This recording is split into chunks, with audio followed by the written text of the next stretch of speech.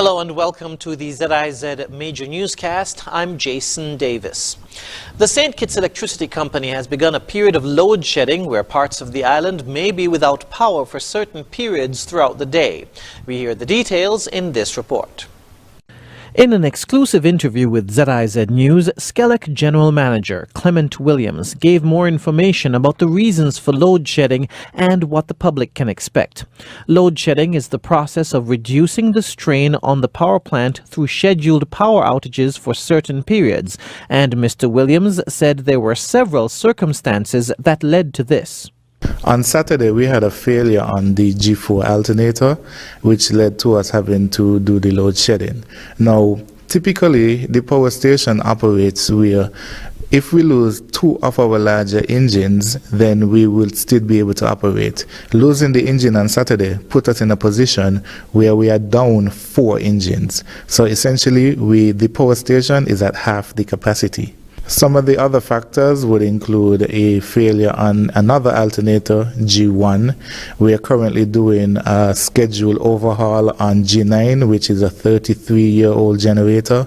And also we have some significant failures on some of the standby units at the power station. He explained that the situation is ever-changing, and due to circumstances, sometimes areas might be without power longer than expected.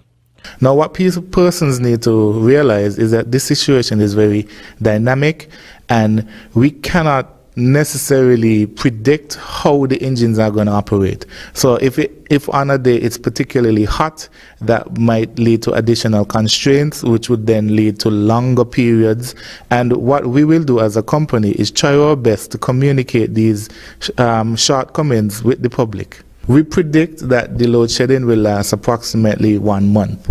Now, this is not set in stone, as our technicians are working day in, day out, try to increase our capacity. Now, increasing the capacity would simply mean a reduction in the amount of load that has to be taken off the system. He also put to rest rumors circulating online that the outages were a result of sabotage. Some of the misconceptions that I want people to get out their minds is that this is sabotage. There is no evidence whatsoever that there is any sabotage taking place at SKELEC.